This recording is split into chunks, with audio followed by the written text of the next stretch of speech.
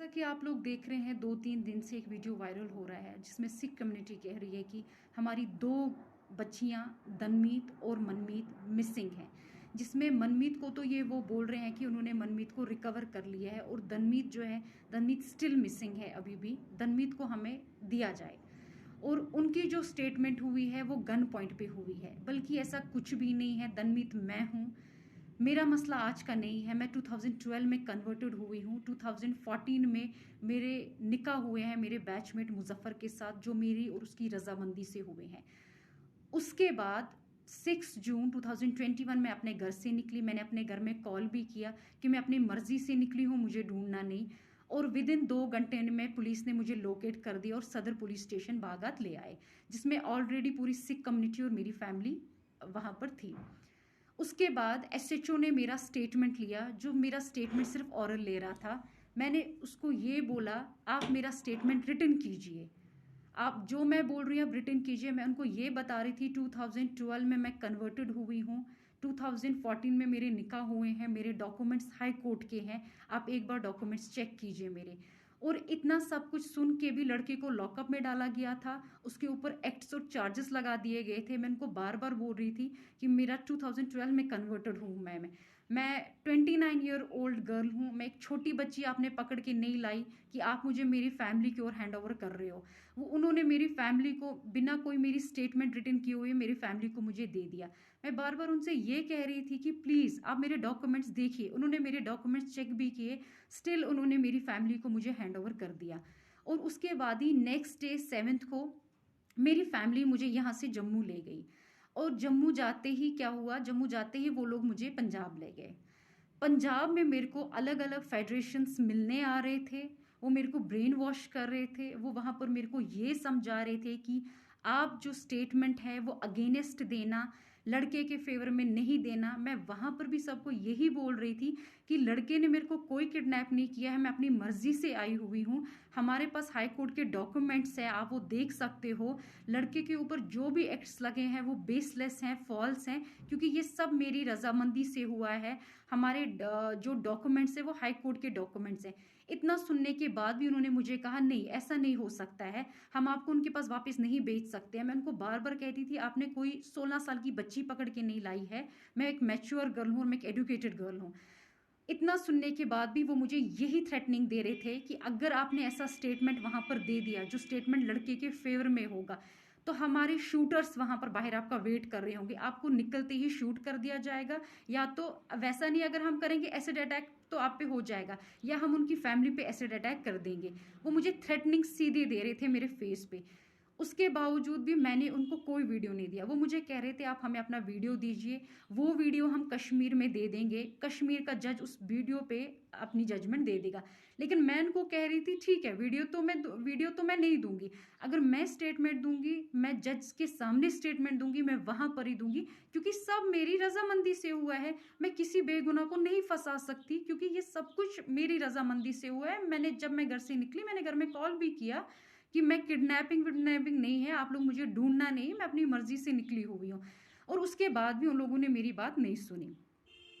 तो हम जम्मू आ गए, क्योंकि उन्होंने उनका जो प्लान था, जो उनका नेक्स्ट प्रोपागेंडा वहां पर ये था कि लड़की को गोल्डन टेम्पल से बाहर निकालो, लड़की जैसे ही बाहर निकलती है हम इस पे कोई अटैक कर देंगे। मे बी वो कुछ भी हो सकता था, वो एक्सीडेंट भी हो सकता था, वो शूट भी हो सकता था।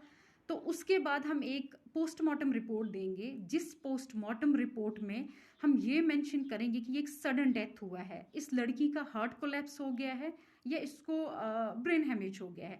हम जो भी करेंगे हम बिल्कुल साफ सुथरा करेंगे। हम इसको ये बता देंगे इस पे सिर्फ इसका एक सडन डेथ हुआ है, आप लोगों को कोई कभी किसी चीज में नहीं पकड़ सकता है। और ये चीज मैंने सुन ली थी। मैंने अपनी फैमिली को मॉर्निंग में इंसिस्ट किया हम यहाँ पर नहीं रहेंगे, चाहे कुछ भी हो जाए, मैं यहाँ सुसाइड कर लूंगी, हम यहाँ से निकल जाएंगे। हम यहाँ से निकलते हैं, ठीक है जैसा आप बोलोगे जम्मू में मैं आपको ये स्टेटमेंट दे दूंगी, बट मैं पंजाब में ये स्टेटमेंट कभी भी नहीं दूंगी।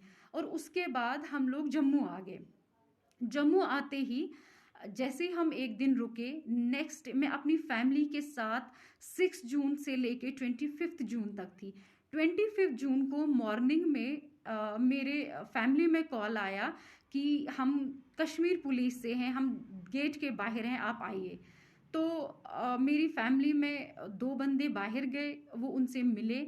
वहाँ पर जम्मू जानीपुर की पुलिस भी थी, ये नहीं था कि वहाँ पर खाली कश्मीर पुलिस थी, वहाँ हमारे घर के साथ ही एक पुलिस स्टेशन है, उनकी पुलिस भी वहाँ पर थी। उसके बाद वो मेरे रूम में आए, उन्होंने मुझे बोला मैडम चलिए, हमारे पास हाई कोर्ट के ऑर्डर्स हैं। वो ऑर्डर हमने देखे और सीधे पहले मुझे जानीपुर पुलिस स्टेशन में ले गए। जानीपुर पुलिस स्टेशन के बाद उन्होंने मुझे जानीपुर SHO ने मुझे हैंड ओवर किया कश्मीर पुलिस के हवाले। और उन्होंने को बोला, जब सब उन्होंने हाई कोर्ट के ऑर्डर्स देखे, हाई कोर्ट के डायरेक्शंस देखे, तो उन्होंने बोला आप लड़की ले जा सकते हैं। और उसके बाद ही हम आ गए, हम यहाँ पर पहुँचे, मुझे वुमेन्स पुलिस स्टेशन में रखा गया। वहाँ पर मेरे को ना कोई मिलने आया, ना मैं किसी से मिलना ही चाहती थी। और नेक्स्ट डे ही मेरे को सदर पुलिस स्टेशन से पुलिस की गाड़ी आई जो मुझे कोर्ट ले गई। और आप सब एजुकेटेड हैं, मैं खुद भी एजुकेटेड हूँ, आपको पता है कोर्ट में कोई किसी को गन पॉइंट पे कभी उसकी स्टेटमेंट नहीं ले सकता। अगर ऐसी चीज़ें होने लगी फिर कोर्ट पे भी तो कभी हम यकीन नहीं कर सकते हैं ना, क्योंकि ये सब तो आपको पता ही है, कोर्ट पे कोई किसी को गन पॉइंट पे नहीं रख सकता है। और मेरे को जैसे जम्मू में लाया गया, मैं तो किसी से भी नहीं मिली, मेरे को तो वुमेन्स पुलिस स्टेशन में रखा गया। उसके बाद ही सुबह स्क्वाड आई, किसी को नहीं पता था कि मेरी हेयरिंग है, क्योंकि मेरी हेयरिंग ऑलरेडी 3 बार डिले हो गई थी, क्योंकि तीनों बार 6 से लेके 25 तक हम आउट ऑफ स्टेशन थे, हम जम्मू, हम पंजाब में थे। मेरी जो हेयरिंग है वो मिस होती गई। हाई कोर्ट के डायरेक्शन से मुझे यहाँ पर बुलाया गया, मुझे कोर्ट तक पहुँचाया गया। कोर्ट में जज साहिबा के सामने मैंने अपनी स्टेटमेंट दी, जिसमें मैंने उनको ये बताया है कि ये सब मेरी रजामंदी से हुआ है। मैं 2012 में कन्वर्टेड हूँ, 2014 में मेरे निकाह हुए हैं मेरे बैचमेट के साथ। उसके ऊपर जितने भी एक्ट्स एलिगेशंस हैं वो बेसलेस हैं, वो फॉल्स हैं। और उन्होंने मेरी स्टेटमेंट सारी रिटन रिकॉर्ड कर दी। तो आप सब भी ये जानते हैं कि अगर जज के सामने भी कोई किसी को गन पॉइंट पे रख सकता है तो हम तो किसी पे यकीन नहीं कर सकते हैं। आप सब तो जानते ही हैं ना, सबके फैमिली मेंबर्स, किसी का कोई कोर्ट में होगा, सब इसमें जानते हैं कि जज के सामने ये चीज़ें नहीं हो सकती हैं। अगर ये चीज़ होनी होती है तो पहले ही हो गई होती, फिर तो ये मुझे आराम से यहाँ पर ला सकते थे अगर मेरी स्टेटमेंट ऐसी होनी होती। और जज के सामने ऐसा कुछ भी नहीं होता है, ये आप सब वेल नोइंग और वेल अवेयर हैं। और मैं एक एजुकेटेड गर्ल हूँ, मेरे को पता है मेरे राइट्स क्या हैं क्या नहीं है। सो प्लीज़ आप इसको एक रिलीजन का मसला मत बनाइए, एक पॉलिटिकल इशू मत बनाइए, एक माइनॉरिटी किस्सा मत बनाइए, क्योंकि जो चीज़ अपनी रजामंदी से होती है उसको माइनॉरिटी में मत लाइए। क्योंकि मैं अपनी मर्जी से कन्वर्टेड हुई हूँ। और प्लीज़ मैं सबसे ये बोल रही हूँ कि ये 2 दिन और 3 दिन का मसला नहीं है, 2012 का मसला है। मेरे डॉक्यूमेंट्स पूरी सिख कम्युनिटी के पास हैं इस टाइम पर। मुझे समझ नहीं आ रहा है वो ये क्यों बोल रहे हैं गन पॉइंट पे रखा गया है। हम कोई छोटे बच्चे नहीं हैं, मैं कोई छोटी बच्ची नहीं हूँ, मैं 28 ईयर्स ओल्ड गर्ल हूँ। मेरे को कौन गन पॉइंट पे रख सकता है?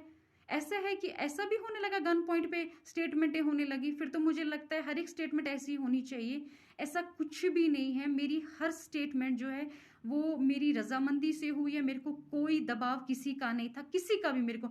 इनफैक्ट अगर दबाव मुझे दिया गया वो मेरे को बाहर दिया गया कि अगर आप कश्मीर में आपने लड़के के फेवर में कोई भी स्टेटमेंट दी, हम आपको जिंदा नहीं रखेंगे, आप पे अटैक होने वाला है, उसकी फैमिली में होने वाला है, उसके ऊपर हो जाएगा, लड़के को हम कभी सेंट्रल जेल से नहीं निकलने देंगे। यहाँ पर तो वैसा मेरे को कोई थ्रेटनिंग नहीं था, मैंने तो फ्रीली अपनी सारी स्टेटमेंट यहाँ पर दी है। और प्लीज़ मैं आप सबसे ये बात बोलती हूँ, इसको प्लीज़ रिलीजन को बीच में मत लाइए, माइनॉरिटी को कम से कम बीच में मत लाइए, क्योंकि ये माइनॉरिटी का किस्सा नहीं। आप लोग प्रोपेगेंडा बना रहे हो, माइनॉरिटी में ऐसा हो रहा है वैसा हो रहा है, ऐसा कुछ भी नहीं है। मेरे को अपने राइट्स पता है, मेरे राइट्स क्या हैं। सो प्लीज़ आप ये चीज़ें मत इसमें कीजिए, माइनॉरिटी को बीच में मत कम से कम लाइए कि माइनॉरिटी को देके हमारी बच्चियों के साथ ऐसा हो रहा है वैसा हो रहा है। क्योंकि बच्चियाँ बच्ची नहीं है, जो बच्ची 28 ईयर्स ओल्ड गर्ल है उसको तो सुप्रीम कोर्ट के ऑर्डर्स हैं, वो अपने राइट्स खुद चुन सकती है। Right to religion, right to marriage, ये तो आप सब नोएंगे इस बारे में।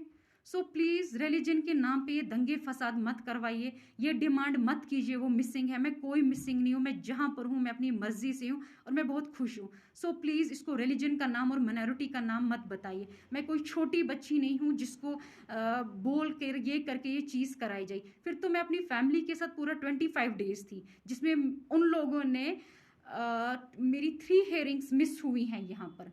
और फोर्थ हियरिंग में जब हाई कोर्ट के डायरेक्शंस थे तब मैं यहाँ पर पहुंची हुई हूँ। सो प्लीज़ आप इसको माइनॉरिटी का किस्सा मत बनाइए, इसको इतना बड़ा पॉलिटिकल इश्यू मत बनाइए। जो चीज़ अपनी रजामंदी से हुई है उस चीज़ को प्लीज़ आप लोग पॉलिटिकल इश्यू और रिलीजन इश्यू मत बनाइए। Okay, thank you.